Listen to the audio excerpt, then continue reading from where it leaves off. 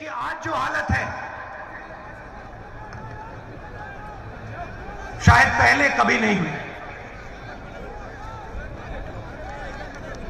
पूरा का पूरा धन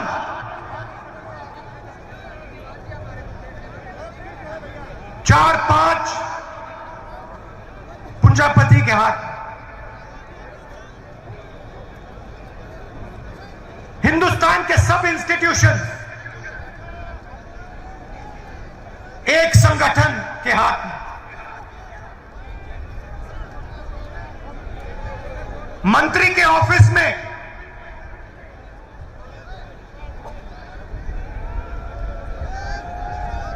आरएसएस के ओएसडी। देश को जनता नहीं चला रही है, देश को 3-4 पूंजीपति चला रहे हैं और हमारे प्रधानमंत्री जी उनका काम कर रहे हैं।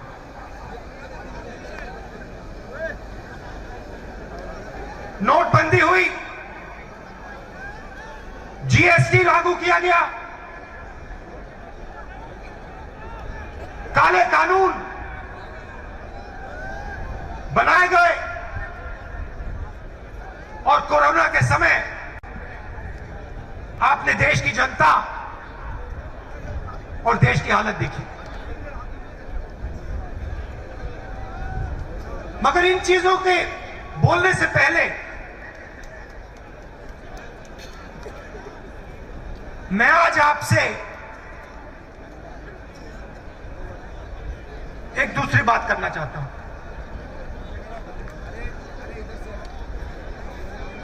देश के सामने कौन सी लड़ाई है और लड़ाई किसके बीच में है, कौन सी विचारधाराओं के बीच में है।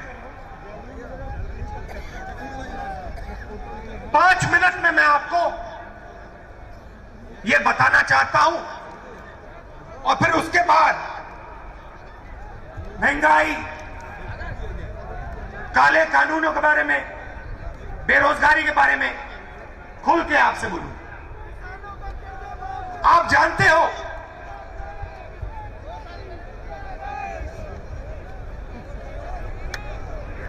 कि 2 जीवों की एक आत्मा नहीं हो सकती। क्या 2 जीवों की एक आत्मा हो सकती है? नहीं हो सकती।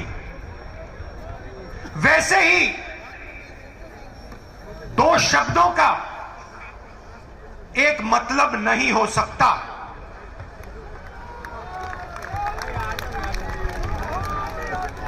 दो जीवों की एक आत्मा नहीं हो सकती, 2 शब्दों का एक मतलब नहीं हो सकता। हर शब्द का अलग मतलब होता है।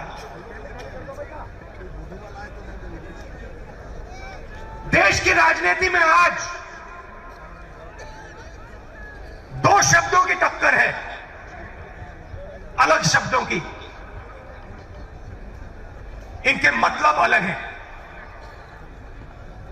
एक शब्द हिंदू, दूसरा शब्द हिंदुत्ववादी। ये एक चीज नहीं है, ये 2 अलग शब्द हैं और इनका मतलब बिल्कुल अलग है। मैं हिंदू हूं मगर हिंदुत्ववादी नहीं हूं। ये सब हिंदू हैं मगर हिंदुत्ववादी नहीं है। और आज मैं आपको हिंदू शब्द और हिंदुत्ववादी शब्द के बीच में फर्क बताना चाहता हूं।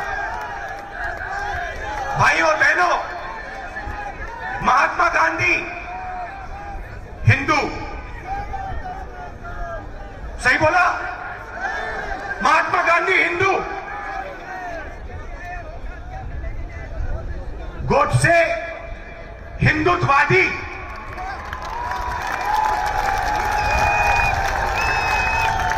फर्क क्या होता है? फर्क मैं आपको बताता हूं। चाहे कुछ भी हो जाए, हिंदू सत्य को ढूंढता है। मर जाए, कट जाए, पिस जाए, हिंदू सच को ढूंढता है। उसका रास्ता सत्याग्रह। पूरी जिंदगी वो सच को ढूंढने में निकाल देता है। महात्मा गांधी ने ऑटोबायोग्राफी लिखी, माई एक्सपेरिमेंट्स विद ट्रूथ। मतलब पूरी जिंदगी उन्होंने सत्य को समझने के लिए, सच को ढूंढने के लिए बिता दी। और अंत में एक हिंदुत्ववादी ने उनकी छाती में 3 गोली मारी।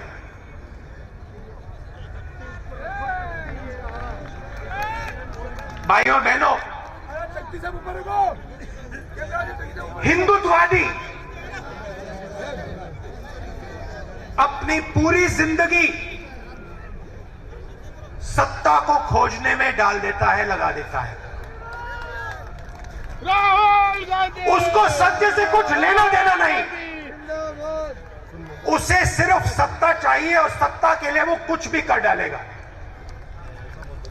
किसी को मार देगा, कुछ भी बोल देगा, जला देगा, काट देगा, पीट देगा, मार देगा, उसे सत्ता चाहिए।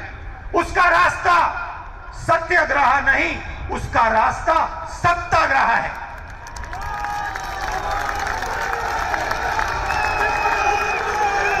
हिंदू भाइयों और बहनों, हिंदू अपने डर का सामना करता है। हिंदू खड़ा होकर अपने डर का सामना करता है और 1 इंच पीछे नहीं हटता है। वो शिवजी जैसे अपने डर को निगल जाता है, पी लेता है। हिंदुत्ववादी भाइयों बहनों अपने डर के सामने झुक जाता है, अपने डर के सामने वो मत्था टेकता है। हिंदुत्ववादी को उसका डर डुबा देता है और इस डर से उसके दिल में नफरत पैदा होती है। डर से नफरत पैदा होती है, गुस्सा आता है, क्रोध आता है। हिंदू डर का सामना करता है, उसके दिल में शांति पैदा होती है, उसके दिल में प्यार पैदा होता है, उसके दिल में, उसके अंदर शक्ति पैदा होती है। ये भाइयों और बहनों, हिंदुत्ववादी और हिंदू के बीच में फर्क है। मैं आपको ये भाषण क्यों दिया? क्योंकि आप सब हिंदू हो, हिंदुत्ववादी नहीं। और ये देश हिंदुओं का देश है, हिंदुत्ववादियों का नहीं। और आज अगर इस देश में महंगाई है, दर्द है, दुख है, तो ये काम हिंदुत्ववादियों ने किया है। हिंदुत्ववादियों को किसी भी हालत में सत्ता चाहिए। जैसे महात्मा गांधी ने कहा,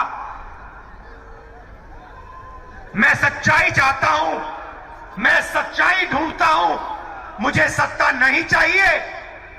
वैसे ही ये कहते हैं, मुझे सत्ता चाहिए, सच्चाई से मुझे कुछ लेना देना नहीं। सच्चाई जाए बाहर में, मुझे कुर्सी मिल जाए बस।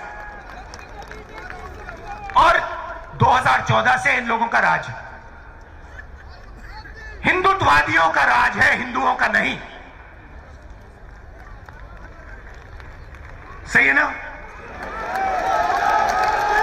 हिंदुत्ववादियों का राज है, हिंदुओं का नहीं। और हमें एक बार फिर इन हिंदुत्ववादियों को बाहर निकालना है और एक बार फिर हिंदुओं का राज लाना है। हिंदू कौन? जो सबसे गले लगता है। हिंदू कौन? जो किसी से नहीं डरता है। हिंदू कौन? जो हर धर्म का आदर करता है, वो है हिंदू।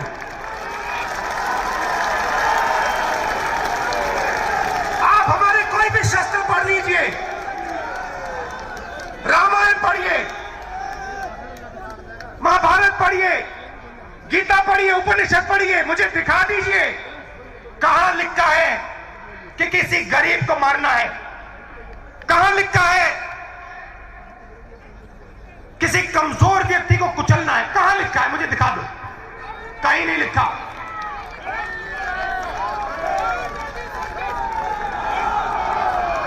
गीता में लिखा है, गीता में लिखा है सत्य की लड़ाई लड़ो, मर जाओ कट जाओ, सत्य की लड़ाई लड़ो। गीता में कृष्ण जी ने अर्जुन से यह नहीं कहा कि अपने भाइयों को सत्ता के लिए मारो। कृष्ण ने अर्जुन से कहा अपने भाइयों को सच्चाई के लिए मारो। ये लड़ाई भाई और बहनों आज हिंदुस्तान में चल रही है। ये झूठे हिंदू, ये झूठे हिंदू एक तरफ हिंदुत्ववादी और दूसरी तरफ सच्चे हिंदू, प्यार वाले हिंदू, भाईचारे वाले हिंदू, सबका आदर करने वाले हिंदू। अब मैं आपको बताना चाहता हूं हुआ क्या, क्योंकि हमारी जनता को समझ नहीं आया कि हुआ क्या। छोटा सा उदाहरण, आज हिंदुस्तान की 1% आबादी के हाथ में हिंदुस्तान का 33% धन है।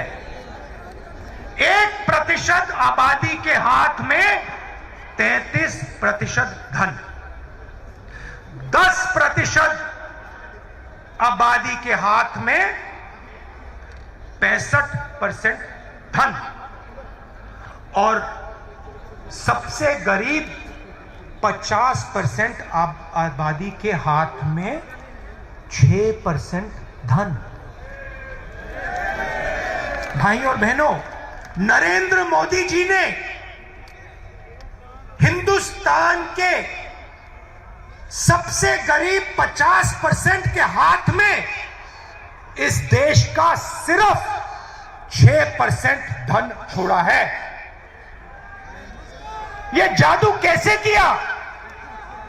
इस जादू के कौन से औजार थे और इस जादू को किसने किया, मैं आज आपको बताना चाहता हूं। औजार नोटबंदी, जीएसटी, किसान के खिलाफ 3 काले कानून। भाइयों और बहनों, नरेंद्र मोदी जी के आने से पहले हिंदुस्तान का जो असंगठित सेक्टर था, छोटे दुकानदार, गरीब लोग, छोटे कंपनी वाले जो घर में अगरबत्ती बनाते थे, चप्पल बनाते थे, जूता बनाते थे, कपड़े सीलते थे, किसान जो संगठित नहीं थे, मोदी जी के आने से पहले असंगठित क्षेत्र का हिस्सा 52% हुआ करता था। नोटबंदी, जीएसटी, काले कानून और कोरोना के बाद असंगठित क्षेत्र का भाग 20% तक पहुंच गया।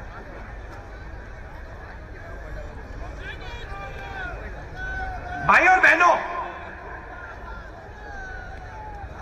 हिंदुस्तान का 90% फायदा, 90% प्रॉफिट, कॉर्पोरेट प्रॉफिट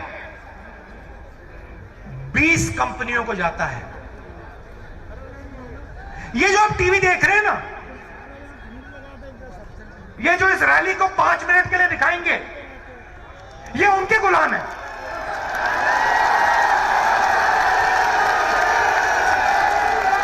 ये उनके गुलाम है। भाई और बहनों, ये हिंदुत्ववादी नहीं है, ये हिंदू हैं, मगर इनको दबाया गया है। हिंदुत्ववादियों ने इन बेचारों को दबा दिया है।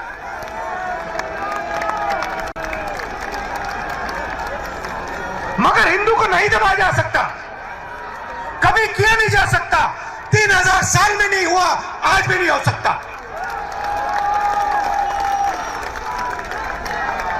क्योंकि हम डरते नहीं है, हम किसी से नहीं डरते, हम मरने से नहीं डरते। लो, तो नरेंद्र मोदी जी और उनके 3-4 उद्योगपतियों ने, हिंदुत्ववादियों ने इस देश को 10 साल में बर्बाद, 8 साल में बर्बाद कर दिया, खत्म कर दिया। 7 साल जो पहले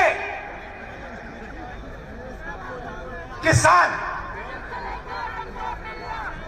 पैसे बनाता था, हमने कर्जा माफी की। हम बात को समझे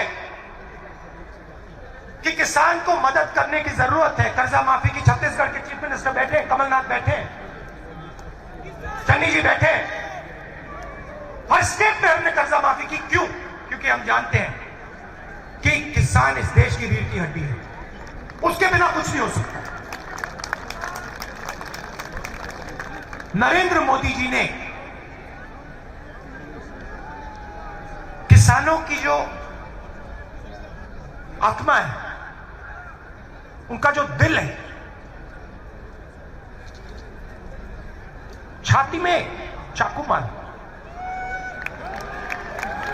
और भाई और बहनों, आगे से नहीं, यूं नहीं,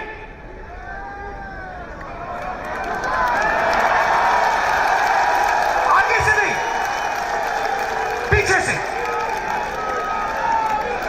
क्यों? क्योंकि हिंदुत्ववादी है। हिंदू अगर मारता तो आगे से मारता, हिंदुत्ववादी है तो पीछे से मारेगा। भाई और बहनों, पीछे से छुरा मारा और फिर कहते हैं जब हिंदू किसान हिंदुत्ववादी के सामने खड़ा हुआ तो हिंदुत्ववादी ने कहा, मैं माफी मांगता हूं, मैं माफी मांगता हूं। और फिर चन्नी जी बैठे हैं। भाई और बहनों, 700 किसान शहीद हुए। यहां हमने 2 मिनट मौन रखा, पार्लियामेंट में मौन रखने नहीं दिया।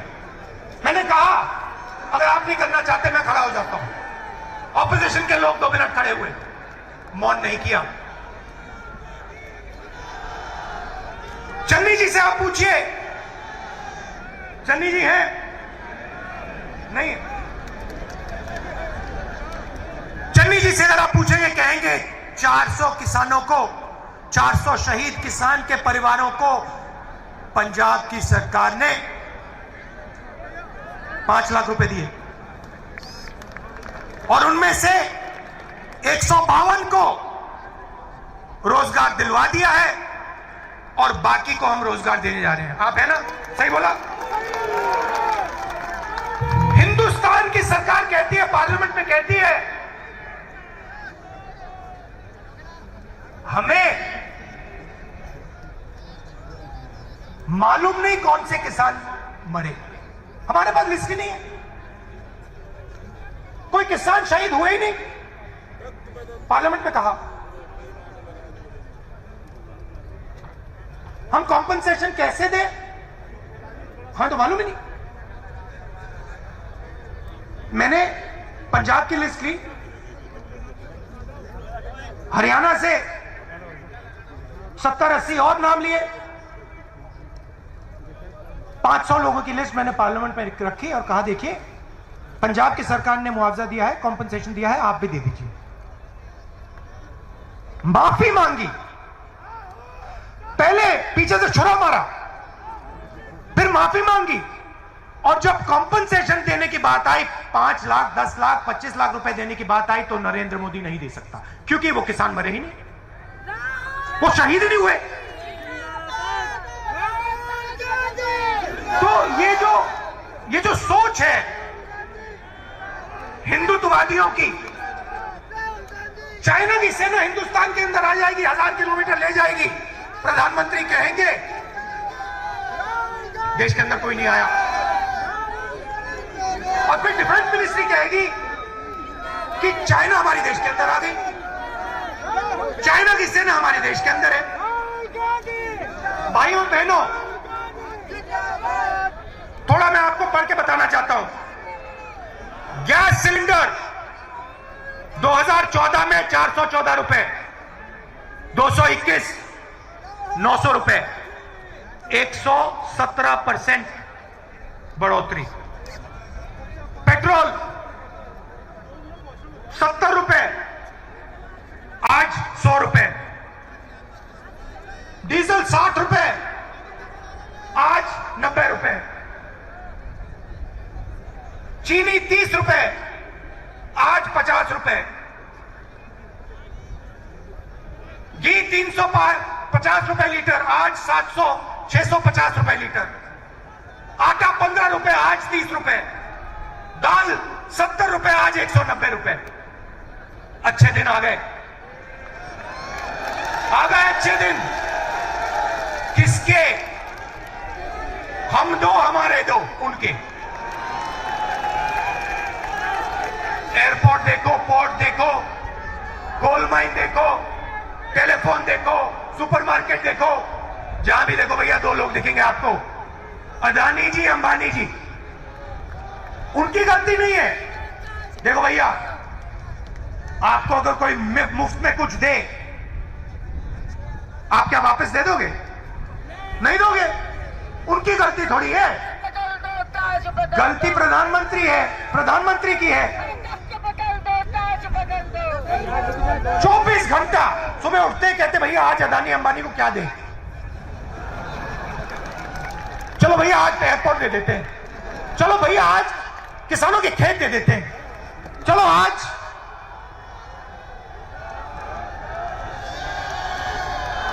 खनन दे देते हैं, माइन दे देते हैं। ऐसे देश नहीं चलाया जाता है। देश गरीबों का है, किसानों का है, मजदूरों का है, छोटे दुकानदारों का है, स्मॉल मीडियम बिजनेस वालों का है। क्यों?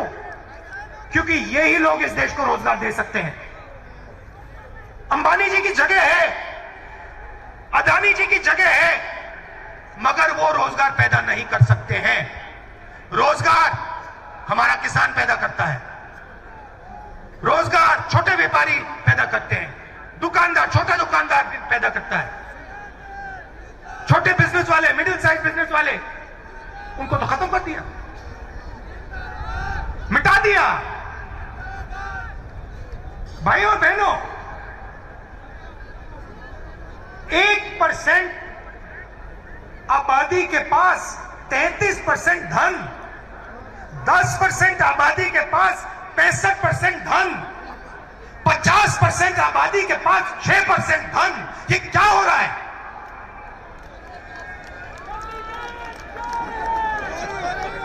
हिंदुस्तान को इस आक्रमण के खिलाफ खड़ा होना ही पड़ेगा और कोई रास्ता नहीं। और आप देखना, ये देश एक आवाज से खड़ा होगा। राजस्थान एक आवाज से खड़ा होगा और नरेंद्र मोदी जी को रास्ता दिखाएगा। कोरोना हुआ, मैंने अपनी आंखों से देखा। बाकी देशों ने अपने लोगों के जेब में पैसा डाला, नरेंद्र मोदी जी ने 5-10 उद्योगपतियों का टैक्स माफ किया, उनके जेब में पैसा डाला और मजदूरों को ट्रेन छोड़ो बस भी नहीं दी, पैदल हजारों किलोमीटर चले।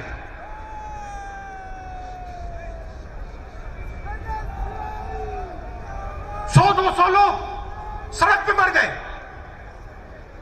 नरेंद्र मोदी जी ने कहा थाली बजाओ, थाली बजाओ, मोबाइल फोन की लाइट जलाओ, मर जाओ।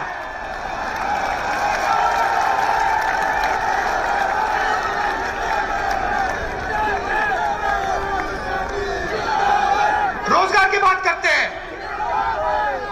आज 60 साल से सबसे ज्यादा बेरोजगारी हिंदुस्तान में आज। क्यों? क्योंकि आपने रोजगार देने वाली रीढ़ की हड्डी तोड़ दी। आपने डिमोनेटाइजेशन किया, जीएसटी की, नोटबंदी, कोरोना में आपने समर्थन नहीं दिया, छोटे बिजनेस वालों को, सब खत्म हो गए। रोजगार कहां से पैदा होगा? रोजगार 2-3 उद्योगपति नहीं पैदा कर सकते। रोजगार लाखों दुकानदार, लाखों छोटे बिजनेस वाले, मिडिल साइज बिजनेस वाले, करोड़ों किसान पैदा करते हैं। ये सच्चाई है देश की। और देश को भाइयों बहनों ये सच्चाई पहचाननी पड़ेगी और कोई रास्ता नहीं है। मैं आपसे झूठ नहीं बोलने वाला। मैं हिंदुत्ववादी नहीं हूं, मैं हिंदू हूं।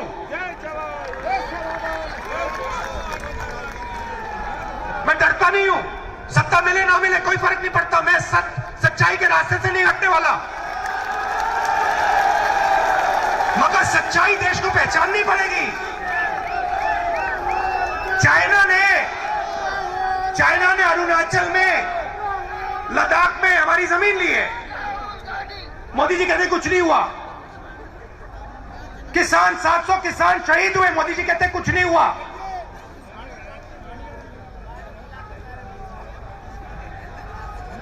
बहुत कुछ हुआ है, बहुत लोगों को चोट लगी है, बहुत लोगों की जान गई है, बहुत दुख हुआ है। और अब देश को आगे बढ़ना पड़ेगा और यह देश एक साथ आगे बढ़ेगा। आप दूर दूर से आए, आपने इतने प्यार से मेरी बात सुनी, मुझे बहुत अच्छा लगा। आप हो कांग्रेस पार्टी की शक्ति, आप हो इस देश की सच्चाई।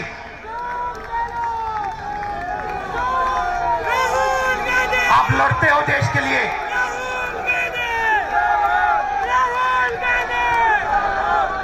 डरो मत,